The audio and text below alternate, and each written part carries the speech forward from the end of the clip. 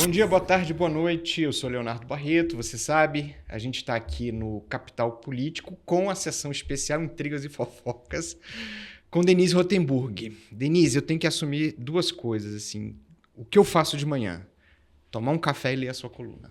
É a Obrigada. primeira coisa que eu faço. Obrigada. Porque ela é imperdível, ela vem com informações muito boas, mas vem sempre com essas informações contextualizadas numa leitura que é única e que só você faz de Brasília. Obrigado por estar aqui. Muito obrigada pelo convite, Léo. Vamos lá. Tá bom. Bom, a gente está com uma pauta super cheia, né? Alexandre de Moraes assumindo, às vezes, de articulador político, de enviado de paz, né? Junto ao presidente Lula e Davi Alcolumbre. A gente tem a questão da soberania, a gente tem a questão de uma reaproximação de Lula que vai ser com o Senado, que vai ser testado numa agenda. A gente tem uma porção de eventos hoje que a gente não sabe onde começa e onde termina a sua relação com o processo eleitoral, que é o pano de fundo disso tudo. Mas a gente tem que escolher algum espaço, algum lugar para a gente começar, né? E aí eu queria pedir a sua visão sobre essa reaproximação do Lula com o Alcolumbre. Porque foi um evento importante no final do ano passado, né? Infligiu a pior derrota do presidente Lula, que foi a reaprovação do nome de Jorge Messias, e criou um terremoto ali entre o Executivo e o Legislativo. O que isso significa, essa reaproximação significa para esse contexto que a gente está olhando? Bom, os dois estão buscando, primeiro, olá para você que está aqui ligadinho no Capital Político, né? Intrigas e fofocas, mas vamos lá, vamos tentar explicar por que dessa reaproximação. Primeiro que os dois têm a ganhar com isso. Davi Alcolumbre percebeu que se muda o presidente da República e os bolsonaristas conseguem eleger um número grande de senadores, e eles esperam eleger pelo menos entre 26 e 30 senadores, que juntando ao grupo que eles já têm lá, daria maioria para eleger o futuro presidente da casa. Alcolumbre sabe que ele não é o nome para liderar esse bolsonarismo que chegaria forte ao Senado. Esse novo Senado, né? Então, o que ele está fazendo? Ele está buscando onde não há um candidato posto para ver se ele consegue se apresentar ali como um nome para o PT e os outros partidos ali de centro. Como ele não consegue isso no PL, que já tem lá Rogério Marinho como pré-candidato à presidência do Senado em fevereiro do ano que vem, né? E tem também a senadora Tereza Cristina correndo por fora. Tereza Cristina já disse que se Alcolumbre for candidato, ela não vai. Pelo menos isso é o cenário de hoje, a preços de hoje, porque, como a gente sabe, as coisas mudam, né? Se a gente, no ano passado, Alcolumbre achava que ele poderia ter o apoio desse bolsonarismo para ser candidato à reeleição para o Senado. Esse cenário já mudou e ele teve que mudar o jogo dele também. Aí ele se aproxima do Lula. Ao Lula interessa totalmente essa reaproximação com o Alcolumbre, porque o PT não tem maioria na casa. Juntando PT e MDB, também não dá ali metade do Senado para poder fazer verão e aprovar tudo que o governo deseja. Então, ele precisa do Alcolumbre e daqueles que o Alcolumbre consegue reunir ao lado dele. E tem uma pauta que ele espera aprovar antes da reeleição, antes da campanha, e antes do fim da campanha dele pela reeleição, que ele espera aprovar, que é a questão da taxa das blusinhas, o fim dessa taxa que está em medida provisória, que vence em 8 de setembro. E tem também a questão da escala 6x1, do fim da escala 6x1, que está lá encroado no Senado. Então, ele quer dar uma sinalização sobre essas coisas antes do desfecho eleitoral. E essa aproximação tinha que ser feita agora. Quanto a Jorge Messias, eles vão esperar um pouco, porque nem Alcolumbre quer chegar ali com tanta sede ao pote, que ele quer ter um trunfo na mão até para garantir o apoio do PT à reeleição dele lá na frente. Ou seja, a gente já está falando de cenário de 2027, né? Porque eles jogam hoje, Léo, você sabe, você que acompanha isso dia a dia, o político sempre é assim, ele joga hoje olhando o tabuleiro lá da frente. Então, ele já se prepara para os movimentos que ele vai ter que fazer depois do processo eleitoral, especialmente Davi Alcolumbre, que não está concorrendo nesta eleição. Então, ele tem um espaço para tentar ali já se posicionar para o próximo ano. E ele também ouviu que, se Arthur Lira conseguisse eleger senador lá em Alagoas, pode ser um nome que atrapalhe, porque chegaria aí como potencial candidato a presidente do Senado. Então, ele já está se armando para ver se consegue, inclusive, olha só como eles são, sufocar um Arthur Lira lá na frente, sendo que tem que contar ainda com os eleitores de Alagoas, que ainda nem estão pensando em eleição, né? A gente que está trabalhando muito com isso, mas o eleitor ali, quem está ali trabalhando no dia a dia, né, na sua labuta diária, não está pensando muito em quem vai votar. As pessoas vão tomar essa decisão mais lá na frente. Então, deixa eu juntar esse movimento da Alcolumbre com outros dois elementos. O primeiro, o apoio explícito do Hugo Mota à reeleição do Lula. Ele tem lá a questão do pai dele, que é candidato ao Senado, mas talvez isso também tenha relação com a próxima Câmara dos Deputados. Uhum. E o segundo elemento é essa fala do Kassab dizendo que o Centrão não é neutro. E de fato, né, em política, neutralidade já é uma posição. É verdade. E que essa neutralidade, na verdade, ela favorece o Lula. Ele até sugere um trabalho de bastidores, de líderes e de caciques do Centrão, pro Lula. Então, a gente pode dizer que o sistema político ele já está considerando que o Flávio Bolsonaro não tem mais o cheiro do poder e que Lula deve ser realmente reeleito. Você acha que são sinais dessa aposta, dessa convicção? Existe uma convicção do Centrão nesse sentido?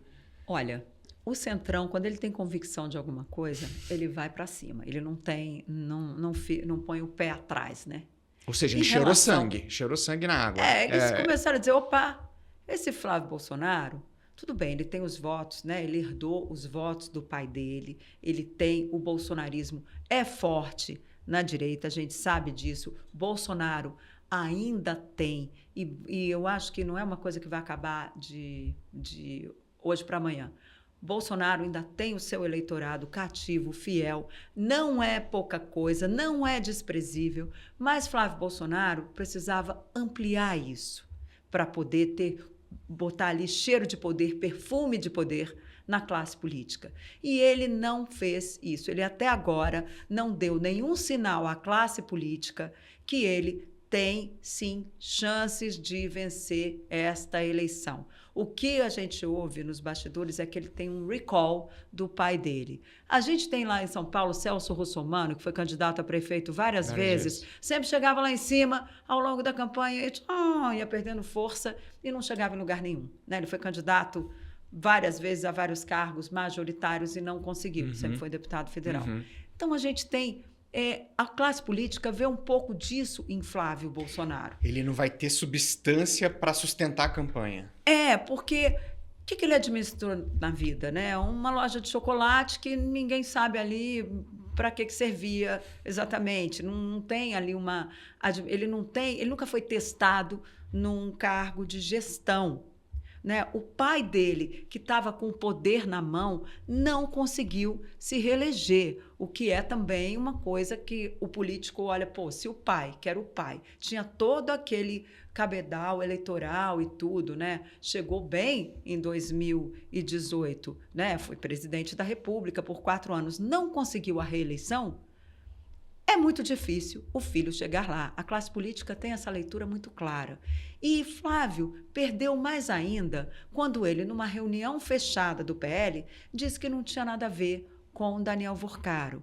O político até aceita, tem lá vários enrolados, né? A gente sabe que o Daniel Vorcaro está cheio de político aí, enrolado com esse ex-banqueiro. Mas eles não gostam que mintam para eles em reuniões fechadas. Se o cara tem algum rolo, ele tem que chegar e dizer, olha... Eu estou enrolado aqui, estou enrolado ali, porque o partido se prepara e arruma uma vacina para aquilo, ou apresenta ali, se prepara para ter uma defesa, né? Ou tira o cara de cena. Flávio Bolsonaro pelo que a gente sabe, ficou com medo de ser tirado de cena. Então, o que ele preferiu? Não, mentiu, disse que não tinha nada, que não sei o quê, internamente. Isso pegou mal para ele no partido.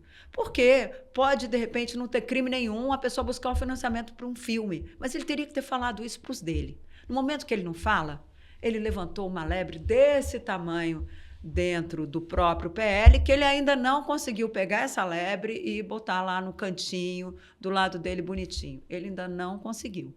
Então, tem que ver como vai se processar essa campanha para ver se ele passa a trazer credibilidade, inclusive, para a classe política. Isso, até agora, não aconteceu. Você sabe que o Maquiavel, no livro O Príncipe, ele diz assim, que é mais fácil manter os principados que você conquista do que os principados que você herda. E, aparentemente, o Flávio tem comportamento de herdeiro, né? Pelo menos eu escuto isso. Isso estava um pouquinho na fala da Michelle também, de lideranças que queriam ser procuradas, que queriam ser cortejadas, né, para fazer parte desse projeto e nunca foram. Né? Um pouco de um comportamento assim de vem a mim. Né? E acho que quando a Michelle fala, ela está falando ali por ela mesma, pelo movimento que ela liderou dentro do PL, mas ela também fala por evangélicos, né? que são próximos a ela. E talvez até lideranças do Centrão próximos a ela, que ela acabou vocalizando e centralizando ali aquela insatisfação.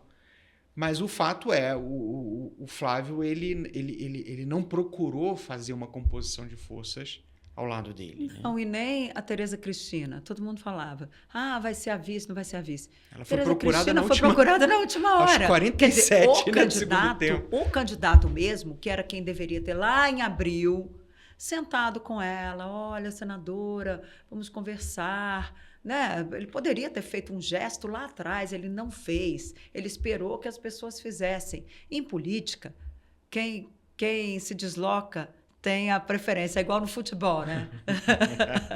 Não tem essa regra no futebol? Quem se desloca tem a preferência? Ele não se deslocou. E se a gente contar essa história do Kassab, que você bem lembrou, o Centrão está com Lula, Kassab, já me disse José Sarney, é o melhor CEO de partidos que você tem atualmente na praça. Ainda? Né? E se desloca... Não, José Sarney falou do Kassab. Falou do Kassab, isso.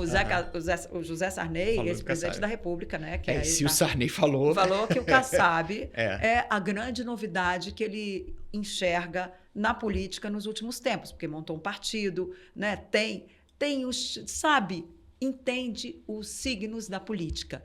E o que a gente vê que a política está fazendo agora? A política simplesmente, não está mais com aquela coisa, temos que derrotar Lula a qualquer preço, como eles tiveram com a Dilma, que chegaram a fazer o impeachment dela, né? Eles agora querem, vamos ver como é que vai ficar isso aí. O que a gente tem? Eles olham o quadro, não sabem se Ronaldo Caiado ou Romeu Zema consegue chegar lá, e eles apostam muito mais em Caiado do que em Zema. Tem esse Renan Santos, que vai ter ali os seus 5, 6, acho que se chegar a 10% é muito, a preços de hoje, né, gente? Tem que ver que a gente só pode trabalhar o cenário que a gente enxerga. A campanha é muito dinâmica, muita coisa pode acontecer, né? A gente sabe como é que as coisas funcionam, né? Sempre surge um negócio aqui, outro ali, a pessoa perde ou sobe, enfim. Mas a preço de hoje, esse novo candidato aí que está aparecendo do Missão terá suas dificuldades também. Por isso que a aposta da política é mais hoje, a aposta política, eles olham assim, quem teria condições de derrotar o Lula no segundo turno? Eles olham o Ronaldo Caiado, né, que tem ali, foi governador, foi senador, foi deputado federal, é médico, conhece a área de saúde. Então, eles olham o Caiado com uma certa esperança, mas não sabe se ele consegue chegar lá. Então, a praticidade está levando todos a apoiar Lula. Kassab viu nessa leitura, primeiro, Hugo Mota com Lula. O próprio Alcolumbre se reaproximando de Lula. Ou seja, essas pessoas, esses partidos, estão sentindo cheiro de poder no atual presidente da República. E eles já eles começaram, houve esse trabalho, inclusive, do PT, de tentar afastar essa turma da política de Flávio Bolsonaro, mas os próprios movimentos de Flávio tiraram essa turma da política do candidato do PL, porque eles olharam e falaram assim, vamos ficar neutros, por quê? Se de repente ele chega no segundo turno, ou se ele ganha, a gente se aproxima porque ele vai precisar do Congresso para governar. Se não, a gente já está aqui mesmo, vamos continuar por aqui. E hoje eles apostam muito mais em Lula do que em Flávio Bolsonaro, porque eles não sabem nem se Flávio terá fôlego para empreender essa campanha até o fim, porque, como você mesmo lembrou, ele é um herdeiro, e um herdeiro tem dificuldade de manter a sua... lembrando Maquiavel, reino, né? É difícil manter o seu reino, né? É mais fácil manter o que conquista, porque ele chega com pulso firme. O herdeiro fica naquela, mas a pessoa sempre vai comparar com o pai. Não tem jeito. E chamou a atenção de muita gente, deixou muita gente assustada. O irmão, que está lá nos Estados Unidos, Eduardo Bolsonaro, ter comprado R$10 mil em armas. Ele comprou um fuzil AR-15. Ele, sim, no Brasil, aqui eu compro o fuzil AR-15, comprou uma Glock e uma 12mm. Ou seja, está todo armado o irmão de Flávio Bolsonaro e pregando a liberação das armas no Brasil. O Brasil é um país pacífico. As pessoas, tudo bem, quem mora no interior, né, ou tem uma fazenda, precisa estar ali meio isolado, precisa ter armas até para se defender na sua fazenda, na sua casa ali, mas no interior talvez, isso, inclusive o pessoal do agro toca muito nesse assunto. Mas a população em si não quer os brasileiros armados até os dentes para ir para as ruas, até porque essas armas, muitas vezes, invariavelmente, acabam nas mãos de bandido. Uma pessoa que está nervosa leva uma arma para casa, de repente começa a atirar num vizinho. A gente já tem visto tantas tragédias aí no trânsito. As pessoas não querem saber desse armamento. E essa colocação de Eduardo Bolsonaro gastando R$10 mil em armas, comprando, ele é livre, ele pode comprar quantas armas ele quiser lá nos Estados Unidos, até a gente vê até tiroteio em escola lá, né, com essa liberação de armas. Então é preciso ter muito cuidado nessa hora.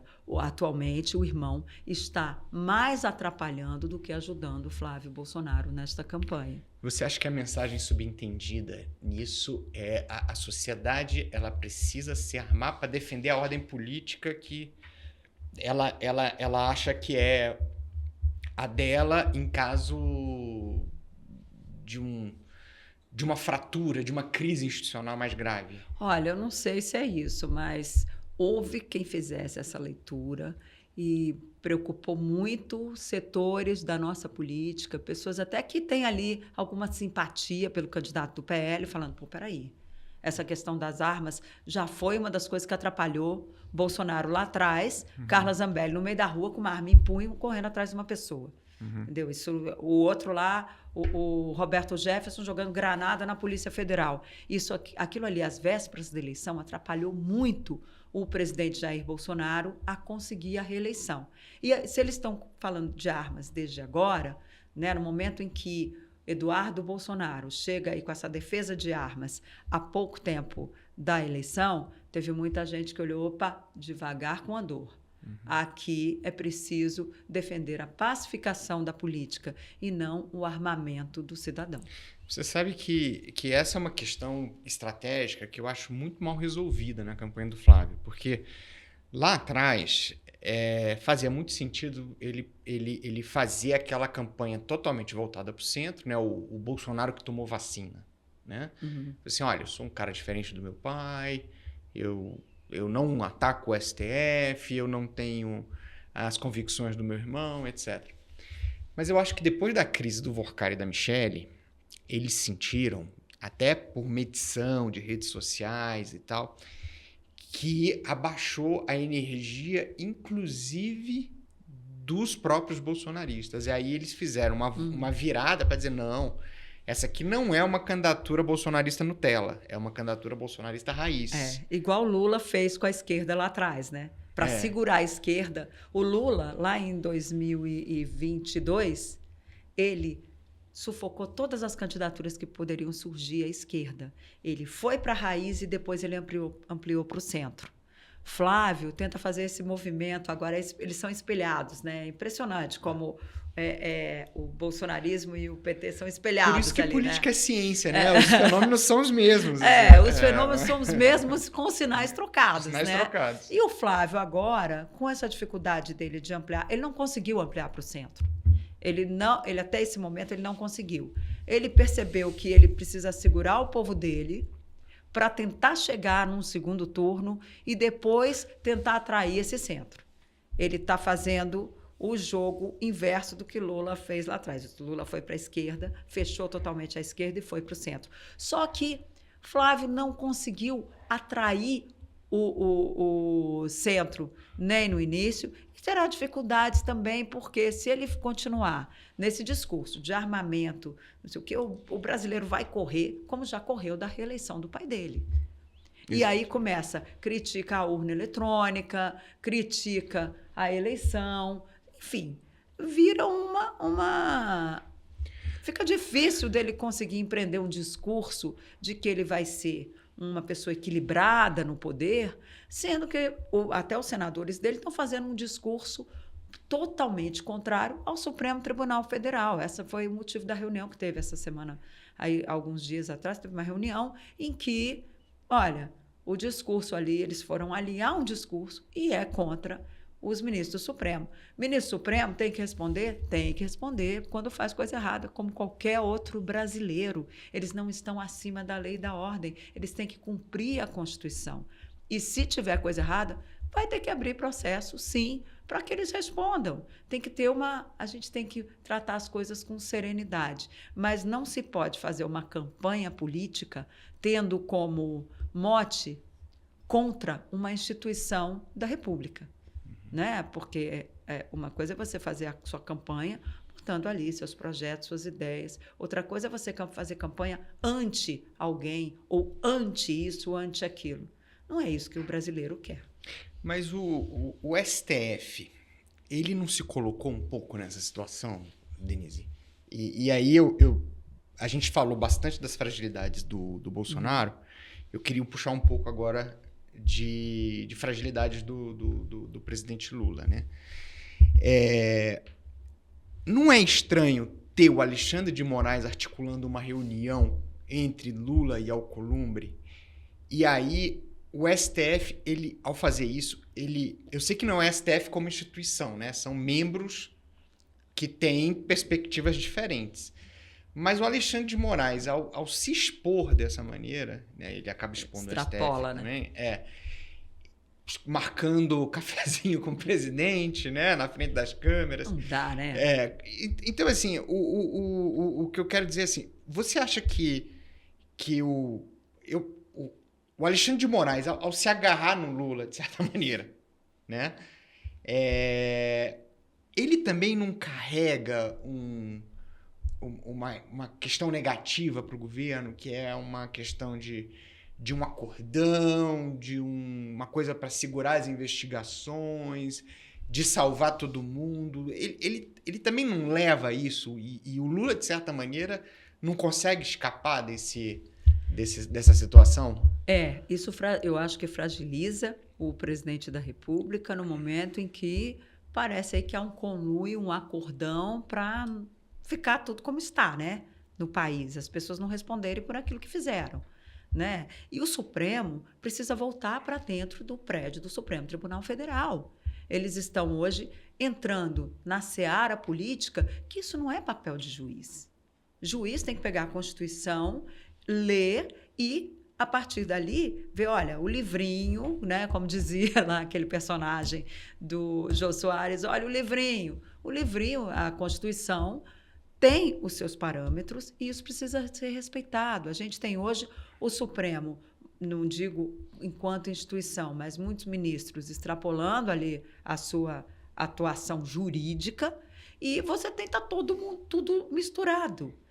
Eu acho que passada esta eleição, ninguém vai mexer com isso agora, mas passada esta eleição, as instituições, aliás, já deviam ter feito isso há muito tempo, sentar e estabelecer uma forma de convivência harmônica e cada um no seu quadrado. E, pela forma como alguns candidatos estão vindo, eles não pretendem fazer essa harmonização entre os poderes, né? A gente precisa ter um país tranquilo para prestar atenção nas coisas que realmente interessam ao cidadão. A gente tem que ver, hoje as escolas estão completamente sucateadas. A gente não tem um projeto de país. Eu conversava outro dia com um ex-ministro do presidente Fernando Henrique Cardoso. Lá atrás, quando o Fernando Henrique foi candidato, o projeto dele tinha começo, meio e fim. Havia a ideia de privatizar aqueles setores que não eram carreiras típicas de Estado, atribuições típicas de Estado, você fazer um país, você ter uma forma mais equilibrada para você poder aplicar o orçamento da União onde realmente precisa. Havia um projeto de definir atuações onde cada um deve atuar, União, Estados e municípios. Também você fazer um pedaço da privatização, obviamente não havia o projeto de privatizar tudo, como já tentaram vender, não era isso que o governo queria. Tinha essa proposta e também da sociedade cuidar das suas mazelas, né? Que Ruth Cardoso, uma primeira-dama de muito valor. Muita gente hoje diz, né? A gente teve aí uma primeira-dama dizendo, nunca teve uma primeira-dama como eu. Não, minha filha, presta atenção. Segura essa onda aí. Segura essa onda aí, porque a gente já teve muita gente boa trabalhando e muito pelo país, né? Muitas já fizeram trabalho, basta ler a respeito, procurar informações.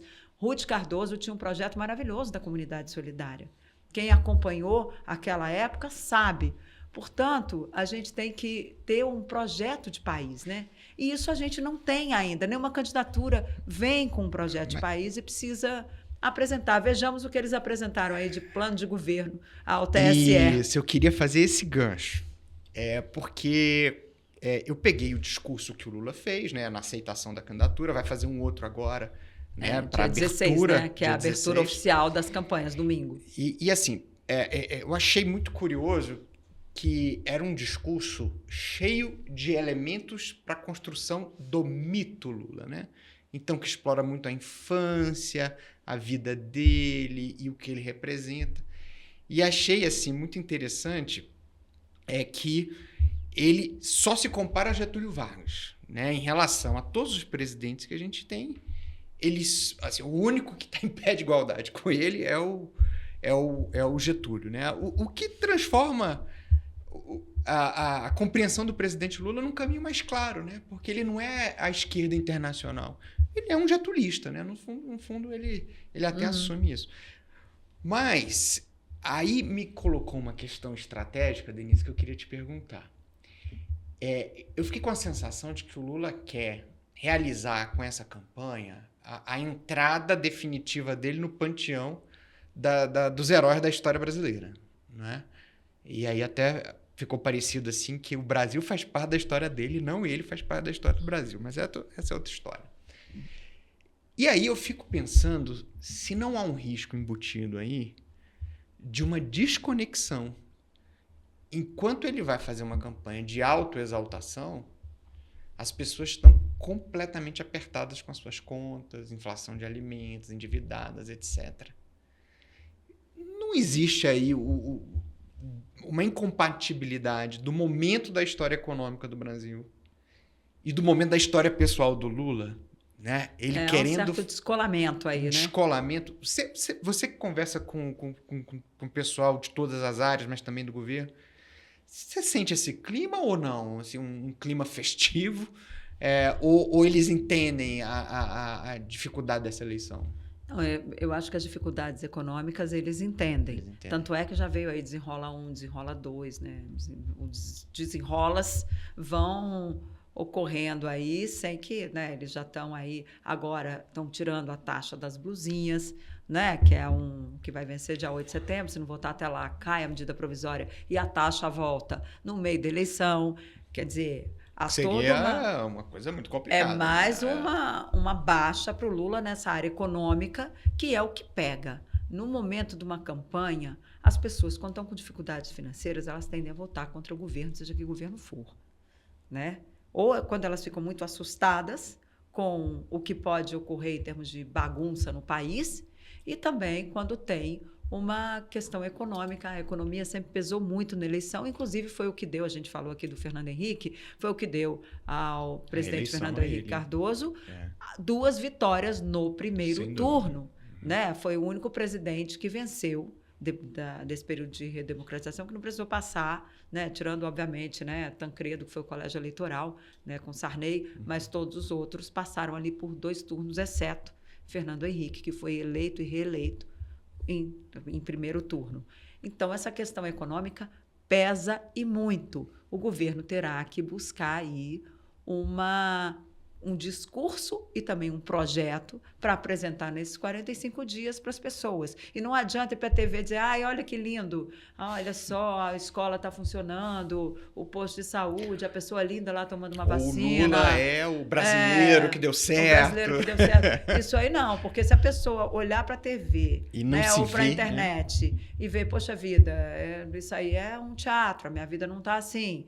Obviamente, a pessoa não cai mais nessa história, né? Isso não existe mais, né? A pessoa tem que sentir partícipe de um projeto e de uma campanha. Se ela não se vê ali, vai ser difícil conseguir convencer o eleitor de que é a melhor saída que se tem, seja o candidato A, B ou C. Eu não estou aqui nem falando só do Lula. Qualquer candidato que vai se apresentar, ele tem que fazer com que a pessoa se sinta partícipe daquele projeto. Denise, então assim, para a gente encerrar, você vê aí a possibilidade de uma terceira via se apresentar nesse cenário onde o Flávio tem muitas fragilidades, o Lula tem também as suas. Você vê algum espaço de entrada aí de uma alternativa que a gente ainda não está considerando? Olha, é o que muita gente está tentando aí, né? Os outros candidatos, que menos Flávio e Lula, né? Eles estão tentando furar essa bolha ou do bolsonarismo ou do petismo, né? Não mexem, né? E a gente vai ter aí 45 dias, os candidatos vão se apresentar e vai ser o grande teste, porque a gente teve na eleição passada, Simone Tebet não conseguiu, né? Então, chegar ao segundo turno. Dessa vez tem Ronaldo Caiado e Romeu Zema, Renan Santos, tem esses candidatos aí tentando algum sucesso para tentar quebrar essa polarização.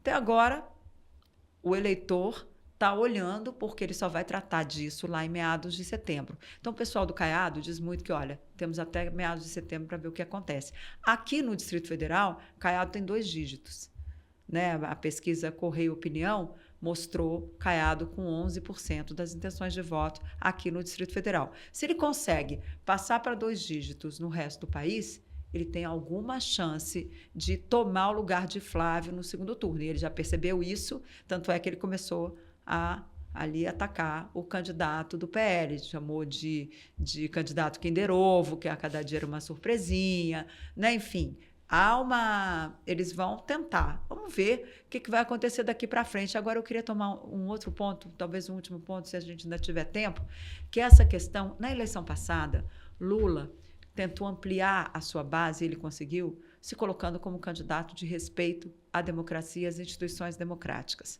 Desta vez, eu acho que a gente até conversava isso aqui antes nos bastidores e não deu tempo da gente tocar até agora, que a conversa evoluiu para outro ponto. Ele vai tentar com a questão da soberania nacional. E o brasileiro nunca foi muito ligado nessa coisa de dominação pelo país A, B ou C, e também não quer ser dominado pelos Estados Unidos, como também não quer ser dominado pela China. O brasileiro tem a sua altivez e não quer ser dominado por ninguém. Quer tratar das suas mazelas e dos seus problemas. Lula está acertando nesse discurso. Não se sabe se ele será suficiente para convencer todo o eleitor, porque são tantas variáveis que influenciam numa campanha que a gente ainda está aí, né? A eleição é só em outubro. Nesses próximos aí 45, 50 dias de tédio, nós não vamos padecer, Léo. Não. Essa questão da soberania ela é muito importante porque no passado era um discurso retórico, hoje a gente está vivendo problemas práticos derivados disso, né? Assim, setores econômicos com problemas, a gente está sem representação diplomática nos Estados Unidos, eles estão sem representação diplomática aqui no Brasil como embaixadores. Existe acho que isso é até um fato dado, né? Uma decisão dos Estados Unidos de colocar o Brasil na sua zona de influência. Isso tem consequências geopolíticas que não dependem muito até do nosso poder de escolha, né? Porque assim, é um poder desproporcional, né? Que hoje nos diz que nós estamos debaixo das asas dele, e aí a gente precisa de uma estratégia de Estado, inclusive, para colocar isso num plano de análise e entender como é que a gente lida com esse processo. Mas, ao mesmo tempo, isso acontece numa campanha eleitoral que, por natureza, tem a capacidade ou a incapacidade, né, de tratar dessas coisas sem simplificar demais, né, sem trazer isso de uma maneira muito populista.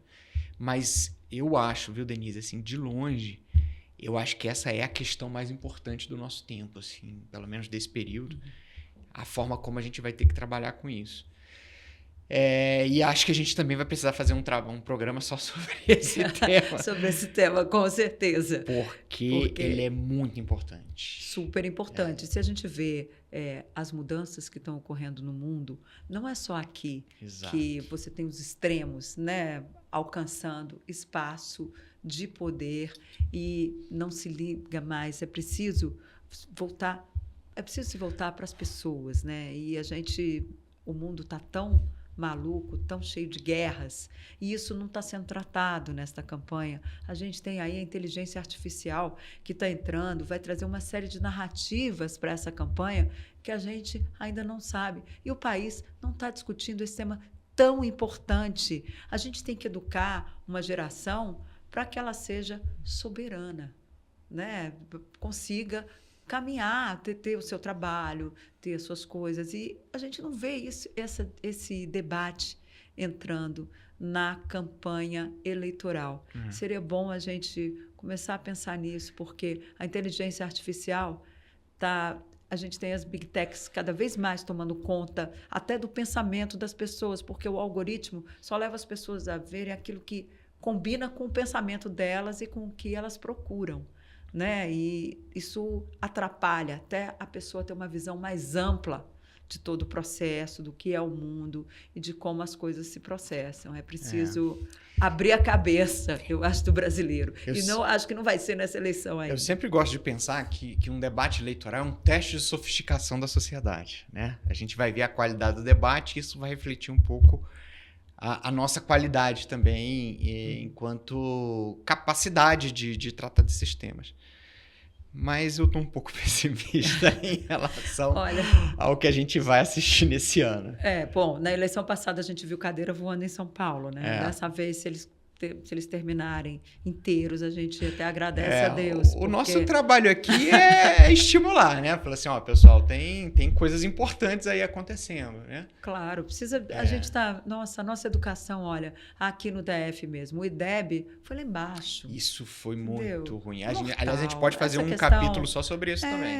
A gente está com tanta dificuldade, né? Processo educacional, tem tanto serviço para esses candidatos se agarrarem e resolverem trazer algo que melhore a vida das pessoas, e fica aí essa brigalhada que ninguém aguenta mais. Um fala, não, porque o outro é bandido, o outro não sei o quê. Esse debate, quem é mais fechados na própria bolha, né? Quem é mais vocário, eu falo, meu Deus do céu, a que ponto chegamos? Cada um fechado na sua bolha, ninguém ouve o que o outro tem a dizer, né? Porque a política ela é a arte do diálogo, as pessoas precisam conversar e chegar a um consenso. E a gente não vê isso mais nem no Congresso Nacional, que é a casa do diálogo. E é muito ruim você ter que botar um ministro Alexandre de Moraes para colocar o presidente do Senado e o presidente da República para sentar para conversar. Para fumar o cachimbo da página. Isso, a que ponto chegamos, né? Denise, o pessoal que nos escutou hoje agora entende por que eu tomo meu café lendo a sua coluna como primeira coisa do meu dia. Olha, eu tento, viu, Léo? E na eleição de 2022, o Correio Brasiliense foi o único jornal que entrevistou todos os candidatos, de Lula a Padre Kelmon, ou de Padre Kelmon a Lula. Inclusive, a gente entrevistou todo mundo, o ex-presidente Jair Bolsonaro, Simone Tebet, Soraya Tronic, todos passaram pela bancada do CB Poder, lá do Correio Brasiliense. E eu também faço um programa na Rede Vida de televisão, onde nós levamos quase todos os candidatos. Ou seja, a gente tem eu sempre procuro ouvir todos os lados da política. Porque eu acho que ninguém é dono da verdade total e nem ninguém é dono de toda a razão. Cada lado tem os seus prós, seus contras, seus erros, seus acertos. A gente tem que saber analisar todos os pontos para que as pessoas possam tirar a conclusão por elas. Não nos cabe dizer para as pessoas como elas devem pensar. E quanto mais as pessoas pensarem para a cabeça delas e não pelos algoritmos, eu acho que melhor a gente vai ser para o nosso Brasil. Bem, essa é a Denise Rotenburg, aqui no Capital Político. Obrigado pela sua presença. Obrigada, Léo. Obrigada a você.